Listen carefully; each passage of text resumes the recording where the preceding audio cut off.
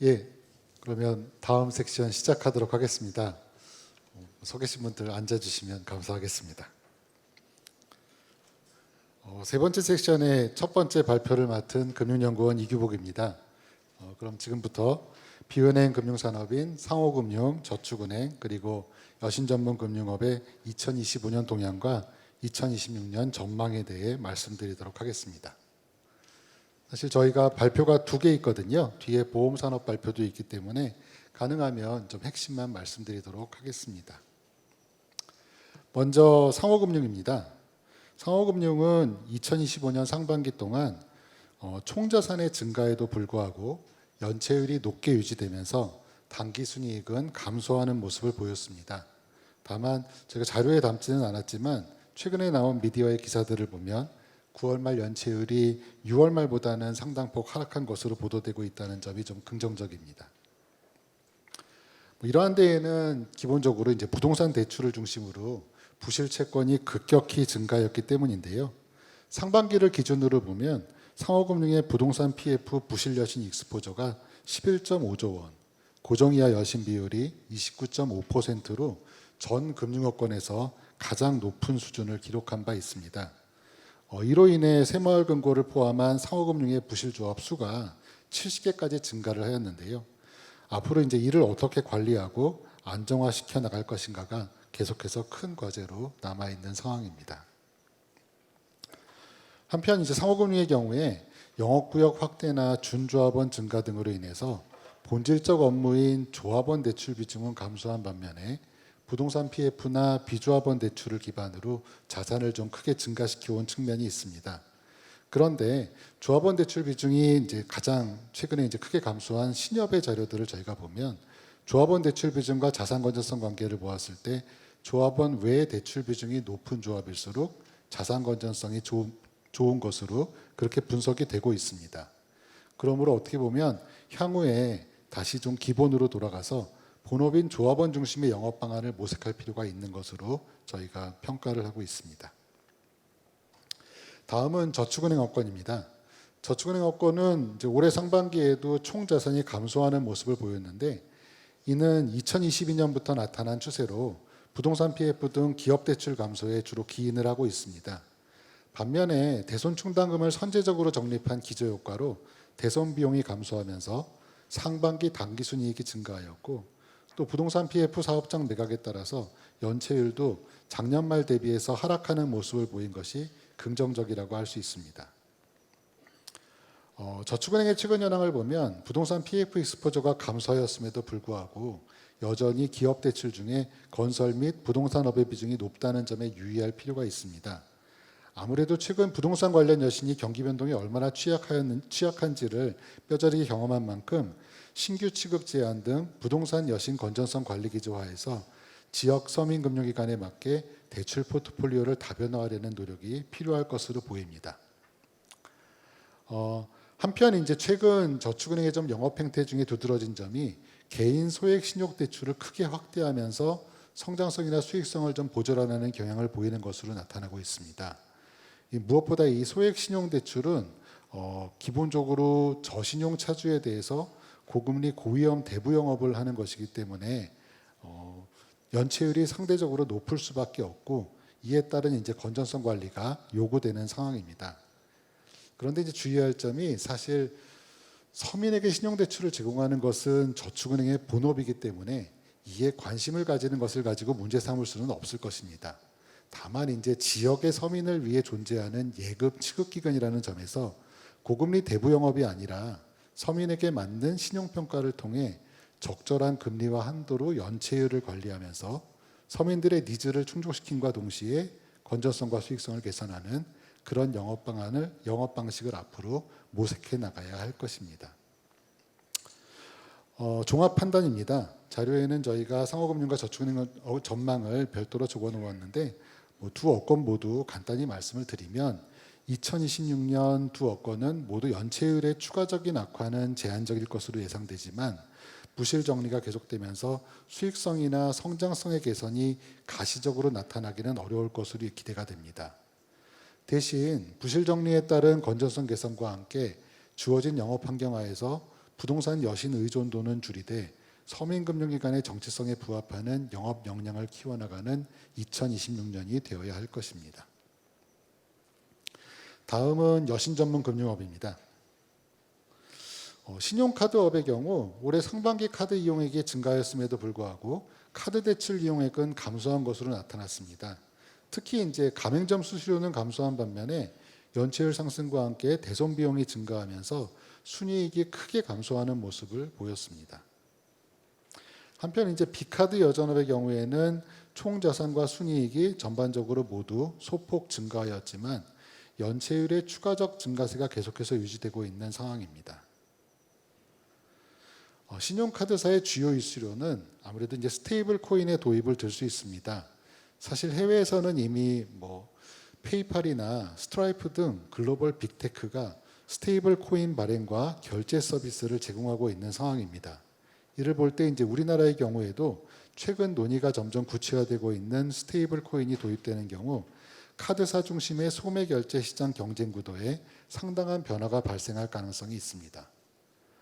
비록 카드사의 결제 부분 이익률이 낮기 때문에 혹여 결제 시장에서의 점유율이 하락하더라도 손익에 미치는 영향이 단기적으로는 제한적일 수도 있습니다. 그래도 결제에 기반한 영업이 카드사의 본업이라는 점을 감안하면 이에 대한 철저한 대비가 필요할 것으로 보입니다. 참고는 결제 구조는 참고하시고요. 다음은 이제 비카드 여전사의 경우에는 자산 구성에 따라서 건전성이 차별화되고 있음에 주목할 필요가 있습니다. 특히 이제 고유 자산인 할부, 리스 자산 비중이 상대적으로 높은 캐피탈사는 연체율이 낮은 편인 반면에 지방부동산 PF나 브릿지론 등 부동산 PF 비중이 높은 캐피탈사의 건전성이 계속 악화되고 있는 상황입니다.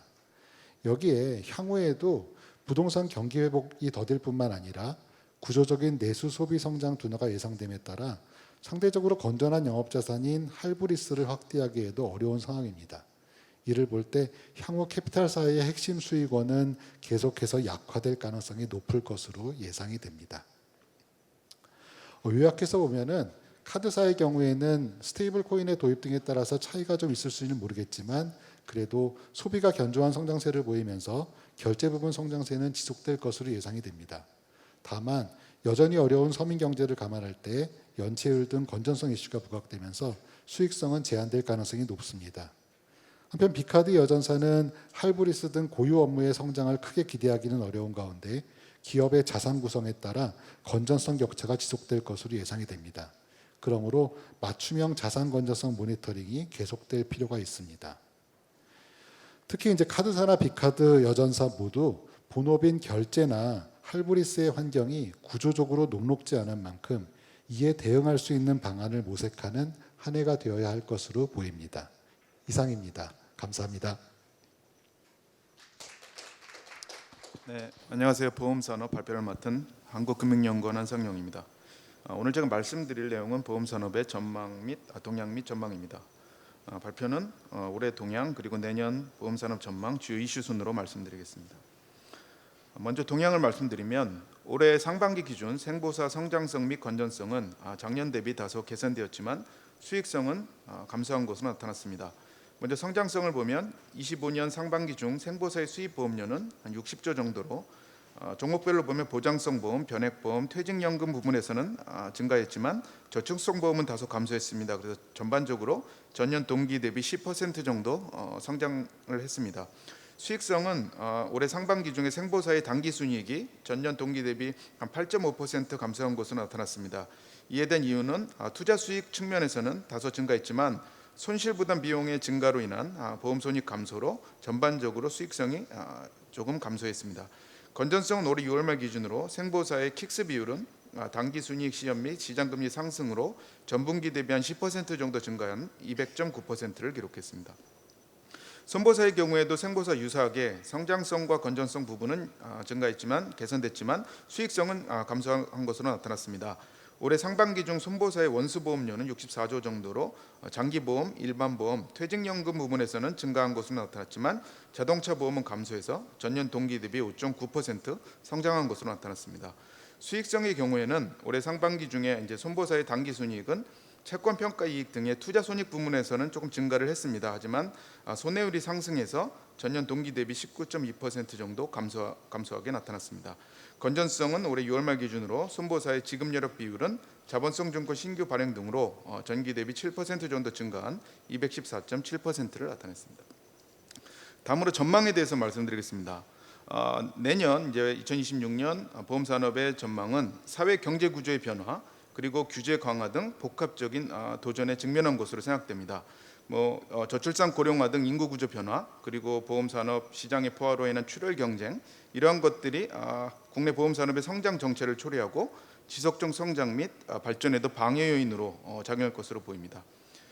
그리고 자본 규제 및 보험 판매 수수료 체계 개편 등이 올해 이루어졌습니다. 그러니까 판매 수수료 체계 개편은 올해 초에 이루어졌고 기본 자본을 중심으로 하는 자본 규제는 이제 예고된 상황입니다.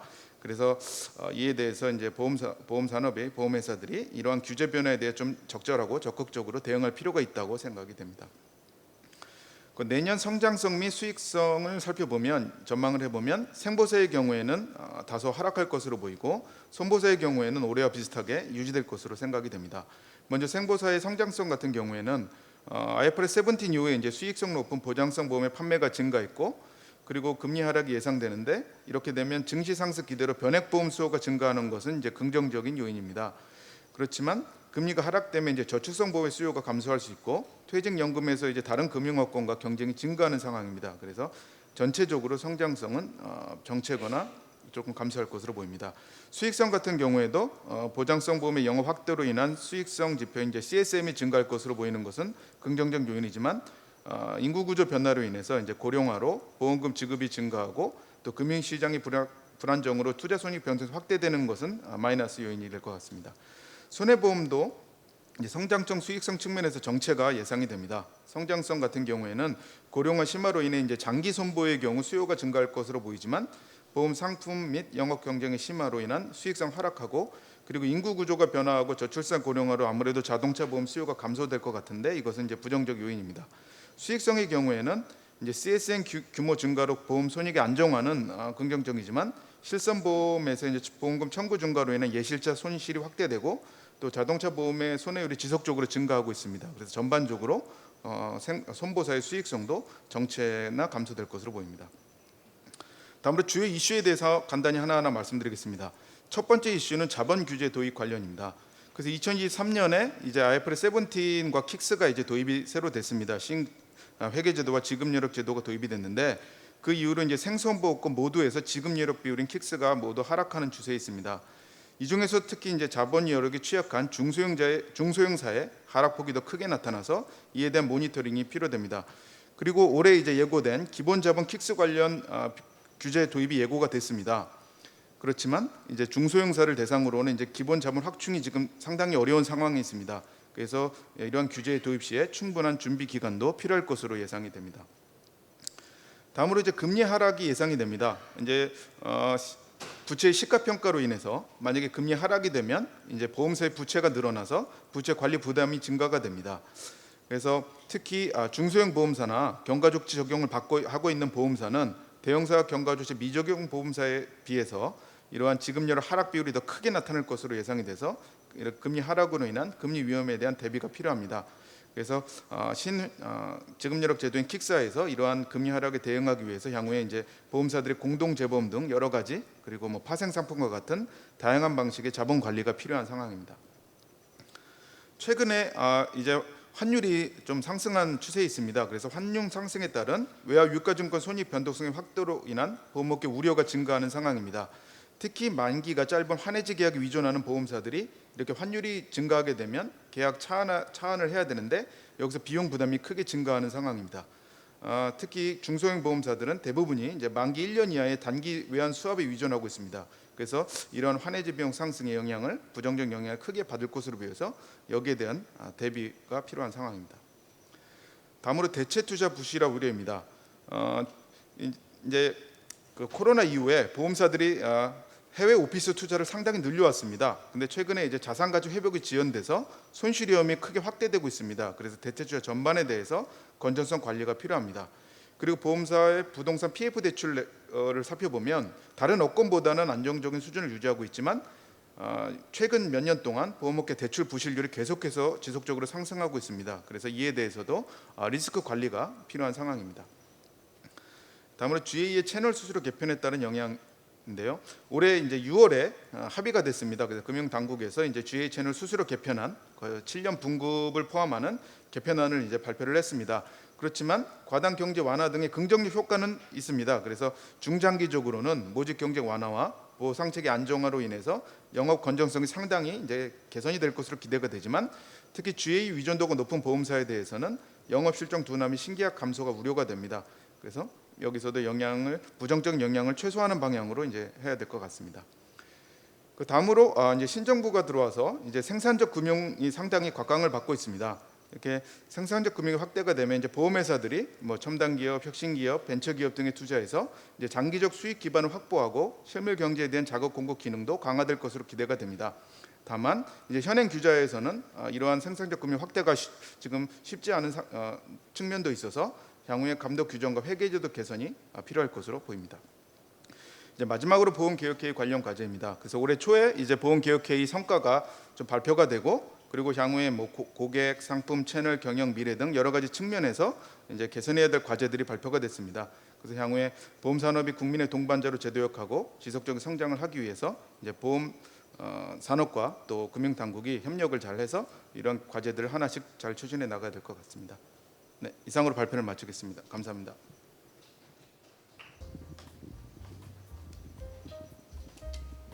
안녕하세요. 금융연구원의 이명석입니다. 이번 세션은 이제 비은행과 보험산업 관련해서 소중한 시간 내주신 토론자분들을 먼저 소개해드리겠습니다.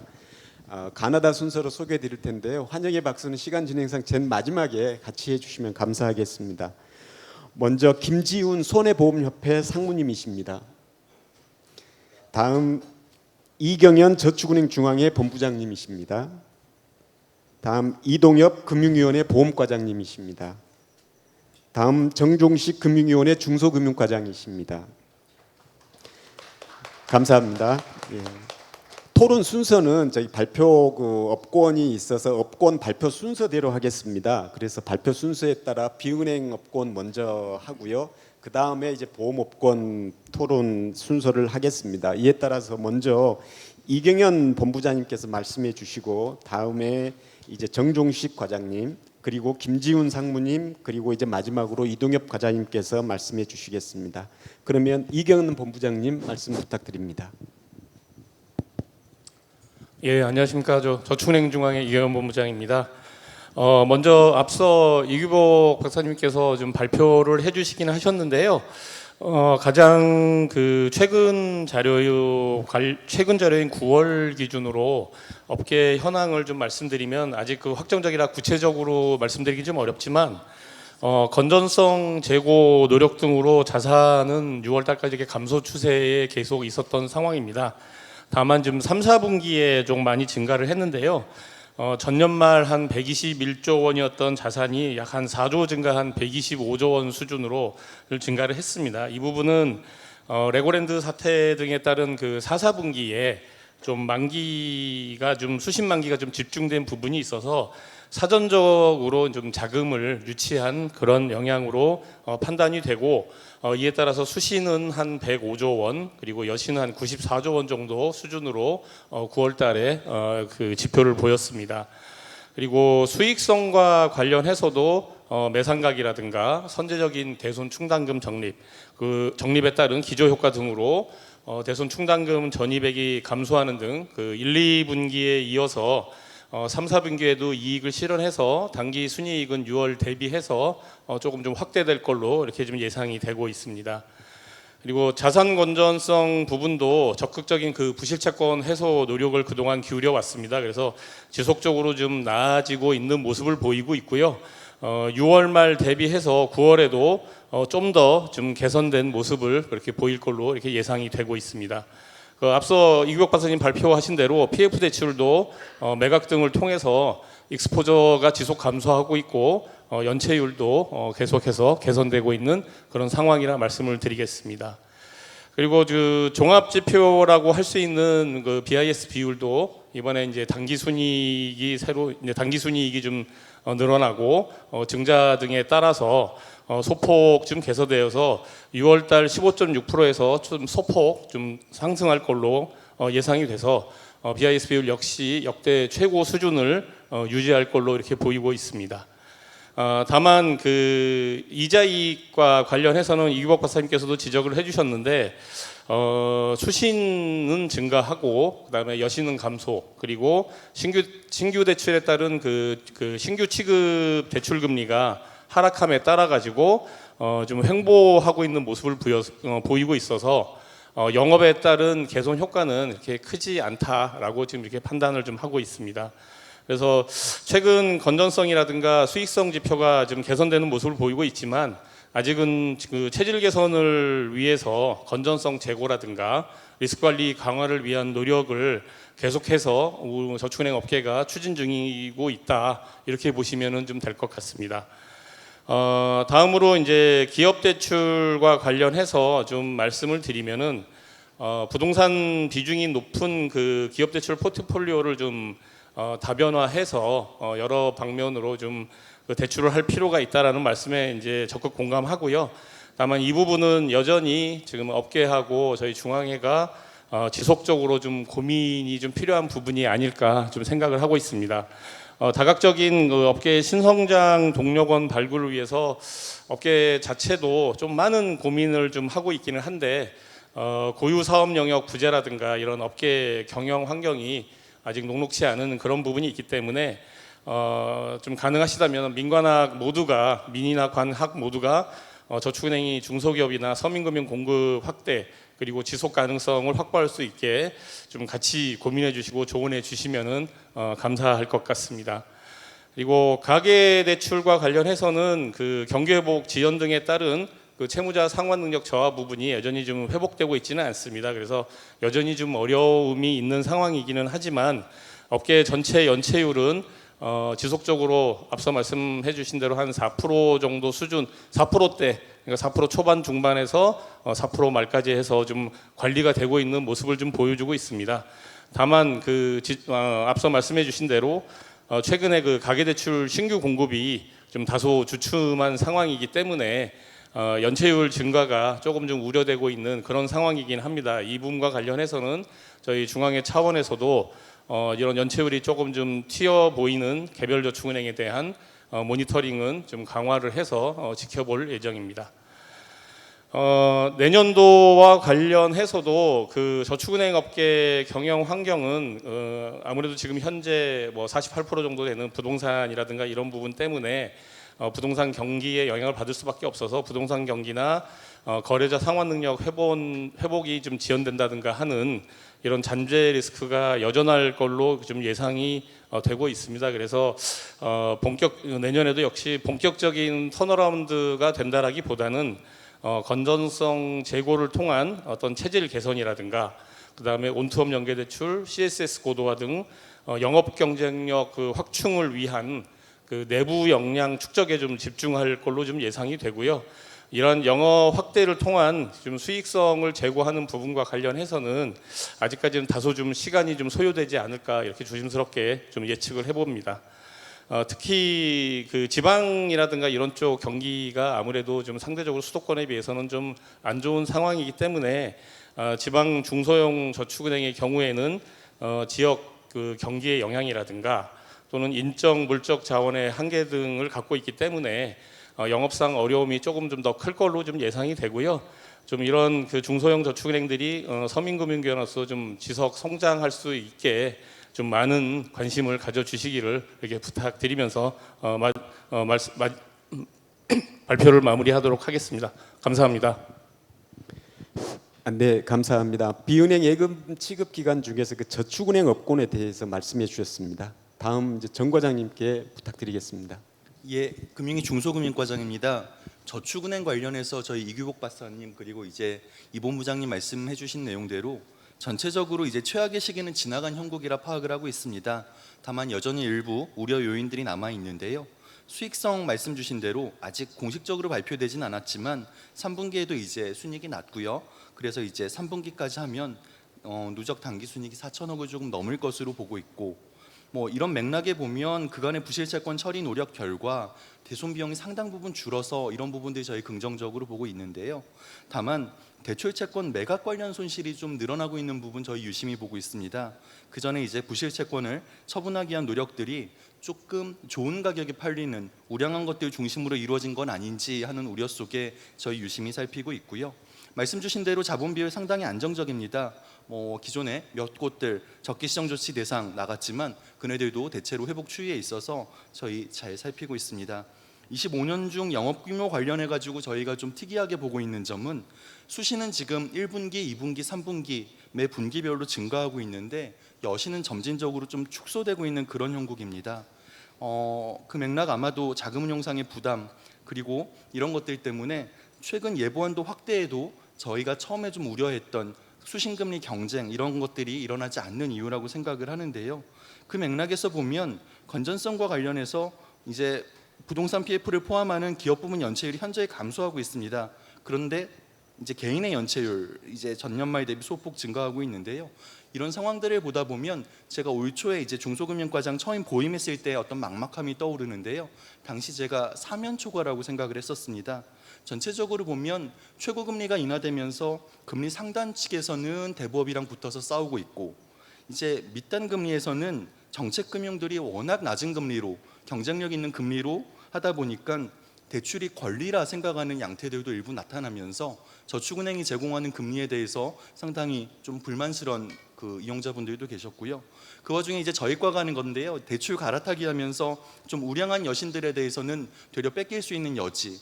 그 와중에 말씀드린 대로 이제 우려 대비 조금 잠잠하긴 하지만 예보 한도가 늘어나면서 업권 간에 또 이제 저축은행 업권 내에서 경쟁이 심화되지 않을까 하는 우려 속에 처음 왔는 데는 되게 막막하더라고요. 근데 나아지고 있다고는 하지만 지금도 똑같은 것 같습니다. PF 등 부동산이 막혀 있고 신용대출은 CSS 부재 등으로 좀 쉽지 않고 개인 사업자에 대한 연체율은 높고 그 과정에서 이제 저희 결국은 해야 되는 것들은 먹거리를 발굴해야 될 텐데 최근에 이제 저축은행 업권에서 증가하고 있는 그 소액 신용대출이나 자동차 담보대출 등은 먹거리 부족에 대한 돌파구를 위해서 업권 차원의 적응 노력으로 저희 생각을 하고 있습니다. 정부도 이런 수익성 개선 사업에 좀 지원을 하고 있는데요. 320 방안 저희가 발표를 했었고 그 후속으로 자산 1조 이하 저축은행에 어떤 비대면 가계 신용대출에 대한 규제 인센티브를 부여하는 등의 내용을 지난주 저희가 완료해서 이제 시행을 시작을 했습니다. 나아가 이제 2단계 발전 방안 TF를 논의하고 있고요.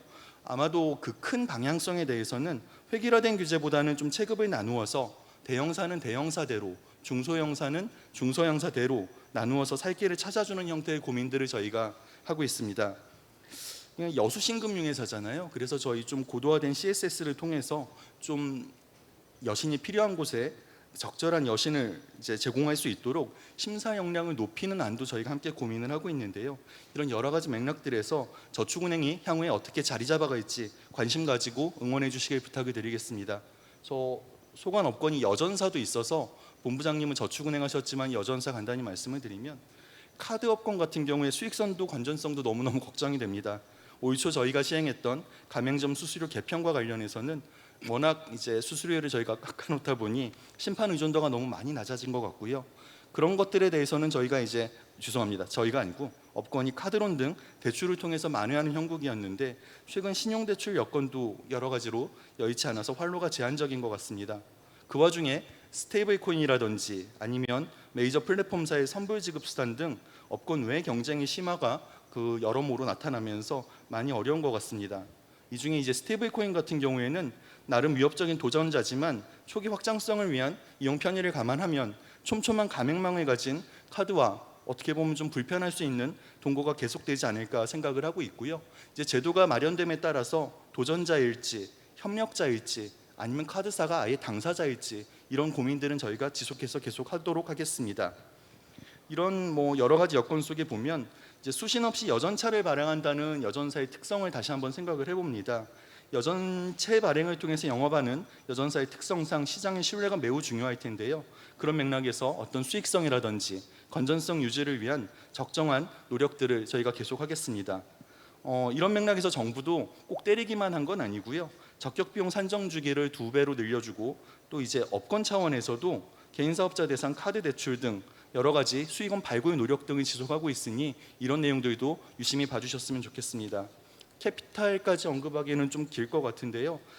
최근에 특정사 회생 사례에서 보듯이 어렵기는 마찬가지인 것 같습니다.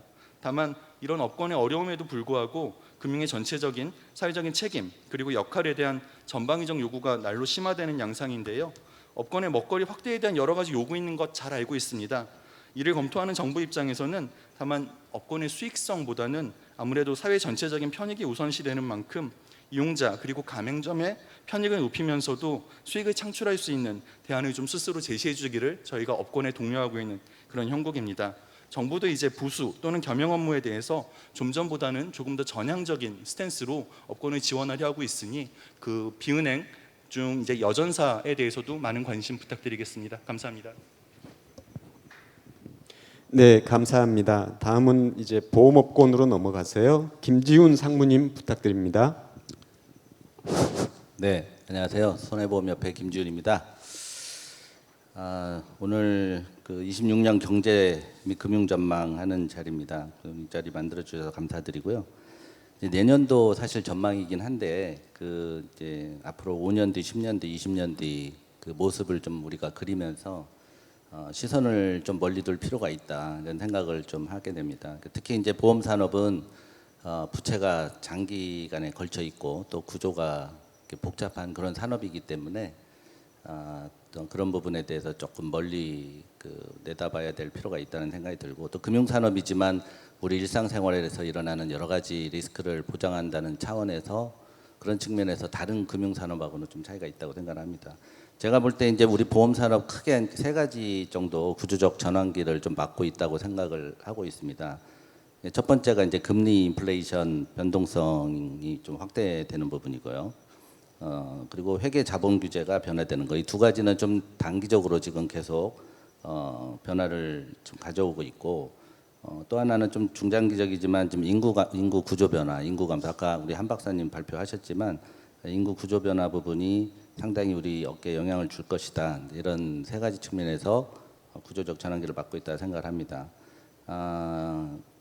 최근 상황 자체가 영업 경쟁이 좀 심화가 되고 또 실손이나 자동차 수익성이 계속 악화되고 있기 때문에 우리 손보업계도 성장세가 그렇게 낙관적이지만은 않다 이제 이런 생각은 듭니다.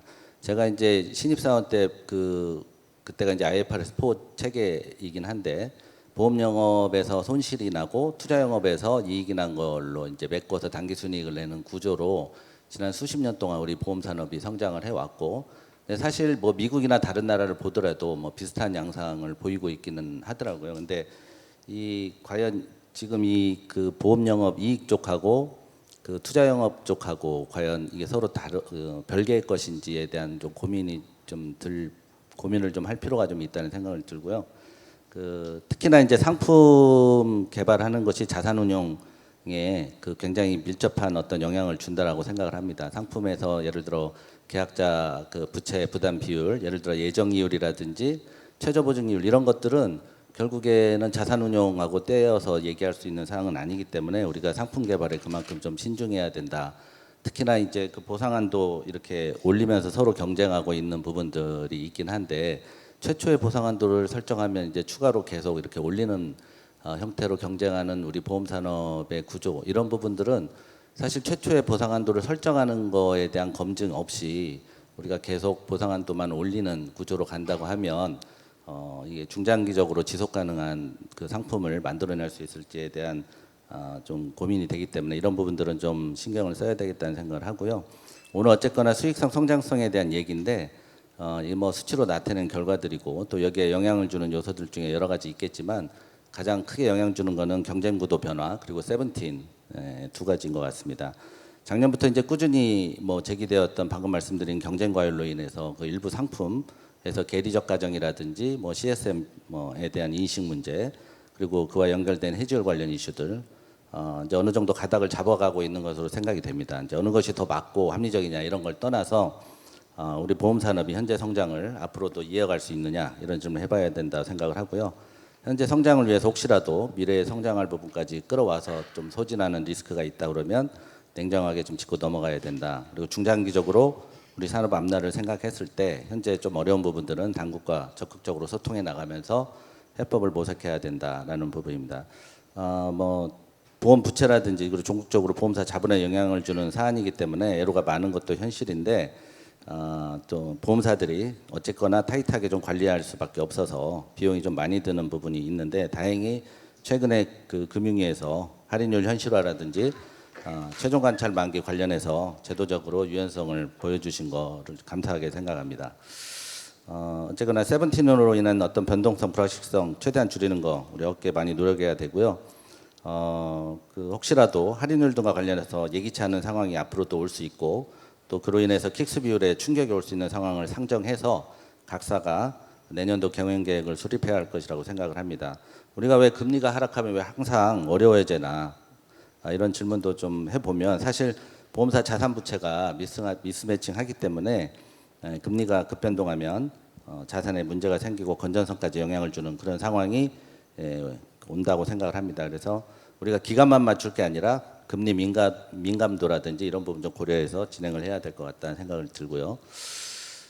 이외에도 이제 손보산업의 그 또 커다란 숙제가 실손보험입니다. 그 실손보험의 경우에 보험개혁형이 통해서 정리가 잘 됐고 또 성과도 잘 나오고 있는 것을 알고 있는데 이번 기회에 실손보험을 둘러싼 그 시장의 왜곡된 구조를 꼭 바로잡아야 된다고 생각을 합니다. 결국에는 이 현재 상태를 좀 방치를 하게 되면 이 네거티브한 보장 방식이 결국엔 포지티브한 보장 방식으로 계속 그 구조가 바뀔 것이고 노인 인구가 앞으로 폭증하는 15년에서 20년 뒤에 대다수 가입자가 누릴 수 있는 혜택이 현저히 감소할 거다 이렇게 생각을 하고 있습니다. 그런 차원에서 보건당국도 우리 금융당국과 보조를 맞춰서 환경 개선에 적극적으로 좀 동참을 해주셨으면 감사하겠다는 말씀드립니다. 마지막으로 이제 미래 준비를 위해서 신사업 발굴 관련해서 최근에 뭐 헬스케어라든지 요양사업 논의가 좀 활발한데 생각보다 이렇게 많은 회사들이 관심을 가지고 있지 않은 것 같습니다. 우리가 지금 장례식장 가보면 거의 70대, 80세 어르신들이 다 돌아가시는데 제가 통계 찾아보니까 80대 넘기시는 분들이 54%더라고요. 그러니까 두 분 중에 한 분은 80세를 못 넘기시더라고요. 그러니까 우리가 100세 시대를 꿈꾸고는 있지만 아직 유언합니다. 그래서 사실 그 부분에 대해서 그냥 오는 게 아니고 이 요양 산업이라든지 헬스케어 산업이라든지 이런 부분을 적극적으로 활용해서 실질적으로 100세 시대가 좀 도래할 수 있도록 보험 산업이 좀 역할을 해야 된다 이렇게 생각을 합니다. 이상입니다. 네, 감사합니다. 다음에는 이동엽 과장님께 부탁드리겠습니다. 네, 금융위원회 이동엽 과장입니다. 오늘 자리 마련해 주신 이항영 원장님 감사드리고요. 그리고 발제해 주신 한상용 박사님 그리고 지금 김치훈 상무님 말씀도 잘 들었습니다. 한상용 박사님이 그 지금 보험사가 취한 여건과 처한 여건을 잘 설명해 주신 것 같습니다. 그리고 그 주요 이슈들에 대해서 저는 이제 현안 위주로 그냥 간단하게 좀 말씀을 드리겠습니다. 지금 뭐 경제 둔화 그리고 저금리, 금융시장의 좀 불확실성이 높은 그런 상황에서 이런 상황들이 보험사들에게 우호적이지는 않습니다. 그래서 보통 건전성, 수익성, 성장성 순으로 보통 영향을 받게 됩니다. 그래서 정부 금융위원회는 이런 그 우호적이지 않은 그런 영향들을 최소화하고 보험 산업이 잘 발전할 수 있도록 하는 게 제 역할인 것 같습니다. 그래서 그 말씀드리는 순서를 우리 그 금융위 주요 업무 어젠다로 말씀을 드려보면 이제 말씀을 많이 들으셨을 텐데 보통 이제 생산적 금융, 소비자 중심 금융, 건전성에 기초한 신뢰 금융 뭐 이렇게 많이 제시를 합니다. 근데 특히 이제 그 생산적 금융하고 그 건전성 관련해서 이 보험 산업은 그 장기 자산 운영을 이제 부수적인 업무가 아니라 이 건전성 관리와 그 생산적 균륜 간의 그 선순환 구조의 핵심으로 삼을 수 있는 그런 산업이라고 생각이 됩니다. 그래서 이 정부에서도 보험 산업이 이 장기적인 운영 수익을 기반으로 생산적 금융을 통해 국민 경제 발전에도 기여할 수 있도록 그런 규제의 틀을 바꿔 나가고 있습니다. 업계 의견을 들어보면 생산적 금융 관련해서 가장 많이 이제 주신 의견이 그런 투자와 관련해서 그 킥스 비율의 영향, 요구 자본에 미치는 영향, 그 자산 부채 ALM 관리, 그리고 손익 변동성에 미치는 영향, 그리고 어떤 투자 여력의 어떤 측정을 좀 정교화하는 뭐 여러 가지들의 의견들을 주고 계세요. 그래서 그런 이제 우려 사항과 관심 사항을 좀 충족할 수 있도록 생산적 금융 제도 설계를 위한 노력을 하고 있습니다. 그래서 일단 먼저 그 건전성 측면에서 말씀을 드리면 그 김지훈 상무님 말씀 주신 대로 저희가 여러 가지 그 시장 상황을 고려해서 그 최종 관찰 만기 확대 30년 하는 거를 기존에 3년 동안 할 거를 2035년까지 그 10년에 걸쳐서 좀 추진하도록 그렇게 설정을 했습니다. 다만 이제 이 과정에서 그 제도를 보완할 수 있도록 그 듀레이션 갭 지표를 경영 실태 평가에 신설해서 그 금리 변동의 어떤 영향을 좀 그 기간 중에 최소화하는 그런 이제 보완 장치를 마련을 했고요. 그래서 이 이제 10년 동안 그 최종 관찰 만기를 확대하는 대신에 이제 그 사이에 이제 최근에 이제 뭐 계속 얘기가 되고 있는 저희가 자본의 질을 관리할 수 있도록 자본의 양뿐만 아니라 자본의 질을 관리할 수 있도록 하는 기본 자본 비율 규제 이런 부분들이 그 10년 안에 스케줄이 들어가야 될 테고 그리고 또 해약 환급금 준비금 제도 개선 뭐 이런 부분들도 그 10년 안에 좀 질서 정연하게 이렇게 들어갈 수 있도록 저희가 업계 의견도 듣고 제도 개선을 해야 할 생각입니다.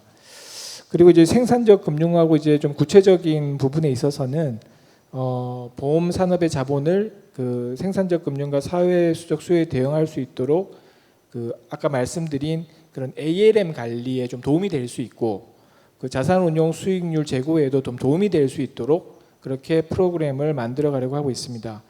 그래서 그 정책 프로그램 지원에 따라서 위험이 경감되는 부분은 위험 계수를 정비하고 또 뭐 첨단 전략 산업 인프라에 대한 투자는 좀 장기 자산 투자처로서 대안이 될 수 있도록 뭐 보험 산업에 약간 특화된 그 현금 흐름 매칭 조정 그런 식으로 뭐 투자 구조도 구체화하는 그런 작업을 생각을 하고 있습니다. 그리고 장기적으로 그 자회사 부수 업무 범위를 좀 확대를 하고 여러 가지 그 보험의 서비스와 신탁 활성화 등의 어떤 미래 대비 과제를 통해서 성장성도 충족할 수 있도록 그렇게 신경을 쓰고 있습니다. 그리고 소비자 보호 측면을 좀 말씀을 드리면 그 사망보험금 유동화를 해서 이제 좋게 이제 평가를 해주셨는데 또 최근 일부 언론에서는 너무 금액이 작다 그래서 별로 도움이 안 된다고 하는데 사실 이 사망보험금 유동화는 그러니까 보험금이 적은 사람은 아무래도 금액이 작을 수밖에 없고 각자 이 노후 자금 계획에 맞춰서 이 수령 기간과 유동화 비율을 좀 조절해야 되는 상황이고요. 그래서 그렇게 하면 각자의 어떤 준비 상황에 맞게 우리 노후 자금이라는 걸 한 번에 그 럼섬으로 다 이렇게 하는 건 아니고 조금씩 뭐 국민연금 위에다가 사망보험금 조금 쌓고 또 다른 부수입을 쌓고 하면서 이제 자기의 노후 대비 자금을 만들어가는 것이기 때문에 그런 식으로 잘 이해를 해주셨으면 하는 바람이 있습니다. 그리고 이제 지금 보험사들이 자체적으로 여러 가지 이제 상생 노력을 해줘서 상당히 이제 담당자로서 고무적이고 이제 감사하게 생각을 하고 그래서 뭐 지자체 상생 상품이라든지 뭐 저출산 극복 지원 3종 세트라든지 뭐 여러 가지 상품들을 이렇게 출시를 해서 지금 추진 중에 있습니다. 그리고 그 박사님께서 그 판매 수수료 이제 부분을 말씀해 주셨는데 그 부분이 사실 이게 그 판매 단계에서의 어떤 문제점을 이제 해결하려는 거여서 개혁 과제로서 추진을 하는 거고 이 수수료 지급 시기하고 방식만 좀 변경이 됐지 그 장기적으로 보험 계약을 유지할 때는 오히려 그 수입이 늘어나는 구조로 설계가 돼 있어서 이 부분도 그 합의된 대로 그렇게 좀 추진할 수 있도록 하겠습니다. 개략적으로 그 여러 가지 분야에 대해서 현안에 대해서 말씀을 드렸고요. 업계하고 또 그 우리 금융연구원 박사님들하고 잘 소통하면서 그런 과제들을 잘 해결해 나갈 수 있도록 하겠습니다. 이상입니다. 네, 감사합니다. 말씀해 주시는 순간에 그 슬라이더를 통해서 질문이 이제 많이 올려주셨는데요. 내용을 제가 보니까 이제 정책적인 이슈도 있고 오늘 토론자가 이제 발표자가 발표한 내용에 대한 질의도 있는데요. 시간 관계상 정책적인 거 하나 그리고 발표자 내용 하나 해서 말씀드리도록 하겠습니다. 먼저 정책적인 이슈는 저축은행에 대한 내용인데요. 질문이 부실저축은행의 M&A가 부진한데 이에 대한 대응안 및 향후 업권 자체에 대한 규제 완화 계획이 있는지 질문하셨습니다. 이 이슈는 정 과장님께서 말씀해 주시면 고맙겠습니다. 예, 저축은행 M&A에 대해서 되게 많이 관심을 주시는 것 같습니다. 많은 관심 가지시는 대로 저희가 소위 320 대책이라 얘기하는 저축은행 역할 제고 방안에서 소위 이제 M&A 판을 만들기 위한 제도 개선을 저희가 그 발표를 했고요. 그 맥락에서 이제 부실이 심화되기 전이라도 M&A를 허용하는 형태로 저희가 좀 판을 넓혀놓은 상황입니다. 그 결과 지금 M&A를 통해서 실제 주식 취득 인가까지 이루어진 사례들도 있고요. 당사자 간 계약까지 이루어진 사례, 그 외에도 사고 싶은 자, 팔고 싶은 자 몇몇 여러 가지 당사자들이 있는 것들을 잘 알고 있는데요. 그 제도를 관장하는 입장에서 참 여러 마음이 듭니다. 먼저 이제 팔려간다는 생각을 하게 되면 증자 등 건전한 운영이 가능한 어떤 주체를 찾아주고 싶은 마음도 하나가 있고요. 또 매력적인 매물만 있는 건 아니고 조금 지방에 소재한 어려운 저축은행들도 있는데 그 이분들을 좀 적정한 당사자를 찾아주고 싶은 그런 마음들도 있습니다. 우선 320 대책에서 발표했던 어떤 저희 어떤 확대 방안을 운영을 하면서 추이를 좀 지켜봐 가면서 추가적으로 혹시 필요하다면 완화할 수 있을지 여부를 검토를 하겠습니다. 네, 감사합니다. 그 발표 자료와 관련해서는 보험업권 이제 한 박사님께 부탁을 드리겠습니다. 질문을 제가 읽어드리면요. 보험 산업의 그 경우에 상반기 실적을 보면 모두 보험료는 증가하고 외형적으로 성장을 했지만 단기 순이익은 보험 손익 악화로 크게 감소했습니다. 보험 산업이 성장할수록 수익이 악화되는 구조적 딜레마에 빠진 것은 아닌지에 대해서 궁금하다고 말씀 주셨습니다. 네, 여기에 대해서는 제 견해를 간단하게 말씀드리면 이제 아까 말씀드렸다시피 이제 성장성과 뭐 그런 건 증가하는데 수익성이 감소하는 이유는 아무래도 보험사의 단기 성과주의가 아직도 좀 지속되고 있지 않나, 여기에 이유가 있다고 생각이 듭니다. 저희가 2023년도에 IFRS 17이 도입이 되고 하면서 이제 좀 기대를 가졌습니다. 이전에는 이제 보험사의 성과를 평가를 할 때 이제 매출액, 그 해 단기 순이익을 바탕으로 이제 주로 이제 경영자나 임직원의 성과를 평가를 했기 때문에, 그래서 아무래도 이제 경영자 임기도 짧고 하다 보니 이제 그 짧은 임기 동안에 어떻게 보면 단기 순이익이나 매출액을 최대한으로 늘리는데 이제 어떻게 보면 초점을 맞춰왔기 때문에 이제 IFRS 17이 도입되고 이제 CSM이라는 새로운 그 수익성 지표, 그러니까는 미래 현금 흐름의 현재 가치를 사용을 하면 아무래도 IFRS 17 도입 이후에는 이러한 단기 성과가 주의가 줄어들지 않을까 그렇게 생각이 들었는데, 막상 이제 뚜껑을 열어보니 2023년도 IFRS 17 도입 이후에 보면 어떻게 보면 지금 보장성 보험 위주의 CSM 수익성을 높일 수 있는 보장성 보험 위주의 지금 단기 성과주의가 아직도 계속되고 있습니다. 그래서 상품을 보장성 위주의 상품을 많이 팔고, 그래서 뭐 수입 보험료나 원수 보험료가 증가를 하더라도 이게 어떻게 보면 이제 수익성과는 어떻게 딱 연결되지 않는 그런 지금 모습을 보이고 있습니다. 그래서 이제 사업비도 이제 회계적으로 이제 나누어서 지금 또 이제 계상이 되고 하다 보니 그래서 다른 모습의 지금 단기 성과주의가 나타나고 있지 않나, 뭐 그렇게 보입니다.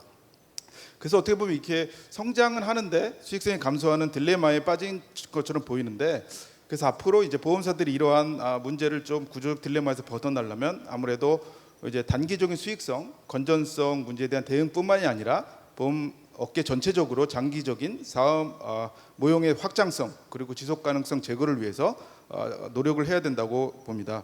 그래서 아까 상무님께서도 김지훈 상무님께 말씀해 주셨는데 이 중장기적인 관점에서 이제 상품도 설계를 하고 서비스도 제공을 하고 그리고 보험 산업이 단순한 상품 판매에서 이제 벗어나서 소비자의 생활 전반을 아우르는 이제 종합적인 서비스로 전환한다면 앞으로 지속 가능한 성장 그리고 성장할수록 수익이 악화되는 그런 딜레마에서 벗어날 수 있지 않을까 그렇게 생각이 듭니다. 이상입니다. 네, 감사합니다.